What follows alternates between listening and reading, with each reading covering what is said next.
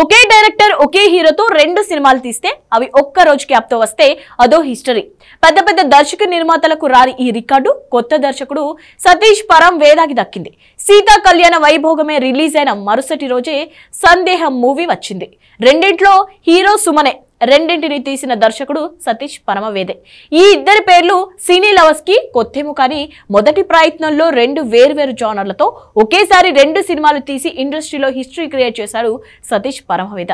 మరి record create చేసిన ఈ దర్శకుడు సందేహంతో హిట్ మెట్టెక్కాడా? రియల్ ఇన్సిడెంట్ ని బేస్ చేసుకొని తీసిన ఈ మూవీ బాక్స్ ఆఫీస్ ని షేక్ చేస్తుందా? Take a look.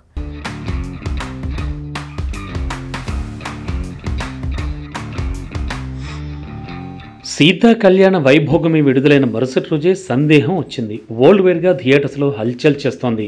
విచిత్రం ఏంటంటే ఈ సినిమా హీరోకి ఒక మూవీ చేసిన అనుభవం ఉంది. ఒకరోజు ముందే తన మొదటి సినిమా రావడం వల్ల హీరోగా తన వయసు ఒకరోజు అనుకోవాల్సి వస్తోంది. కొత్త హీరో సుమన్, పాత హీరోయిన్ హెబ్బా పటేల్ కాంబినేషన్లో విష్ణు వర్షిణి క్రియేషన్స్ బ్యానర్లో వచ్చింది సందేహం. ఈ మూవీతో సత్యనారాయణ పర్చా నిర్మాతగా పరిచయం అవుతున్నారు. ఇక ఊరికి ఉత్తరాన, సీతా కళ్యాణ వైభోగమే లాంటి ఫ్యామిలీ యాక్షన్ డ్రామాలు తీసిన సతీష్ పరంవేద ఈసారి క్రైమ్ థ్రిల్లర్లా కనిపించే రొమాంటిక్ ఎమోషనల్ థ్రిల్లర్ని తెరకెక్కించాడు. కథ విషయానికి వస్తే హీరోయిన్కి తనకి తెలియకుండానే చిన్నప్పటి నుంచి ఫాలో చేసి ప్రేమించి ప్లాన్ చేసి మరీ పెళ్లి చేసుకున్న హీరోకి హీరోయిన్ ఎక్స్ బాయ్ ఫ్రెండ్ తలనొప్పిలా మారతాడు. తను ప్రేమించే అమ్మాయి ప్రజెంట్ ఫ్యూచరే కాదు పాస్ట్లో కూడా తానే ఉండాలని ఏకంగా హీరోయిన్ ఎక్స్ బాయ్ ఫ్రెండ్లా తనకు తాను ప్లాస్టిక్ సర్జరీ చేసుకుంటాడు. మరి అప్పటి వరకు ఉన్న హీరోయిన్ భర్త చనిపోతే ఏం చేసింది? ఆ కేసు ఎలా కొలుక్కొచ్చింది?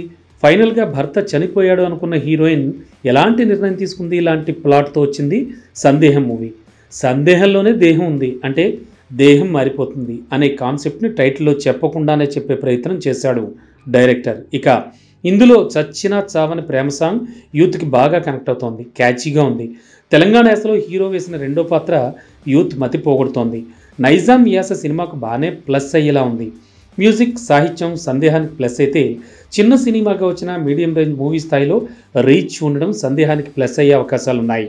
కల్కి మూవీ రిలీజ్కి వారం ముందు సినిమాలు రావడం అంటేనే రిస్క్. అయితే ఆ రిస్క్కి రిజల్ట్ తోడయ్యేలా ఉంది. పెద్ద హీరోలు లేకున్నా హెబ్బా పటేల్ మీదే భారం అంతా పడకుండా కంటెంట్ డ్రివెన్ మూవీ అవడంతో సినిమాకు టాక్ కలిసి వచ్చేలా ఉంది. ఫస్ట్ హాఫ్ కాస్త సులువుగా ఉన్న ఇంటర్వెల్ ట్విస్ట్, సెకండ్ హాఫ్ నెరేషన్లో పెరిగిన వేగం సందేహాన్ని సంక్షిప్తం చేసింది. ఓవరాల్గా రియల్గా జరిగిన సంఘటన ప్రేరణగా తీసుకుని అల్లుకున్న చిక్కుముడి బాక్స్ ఆఫీస్ మీద దాడిగా మారింది.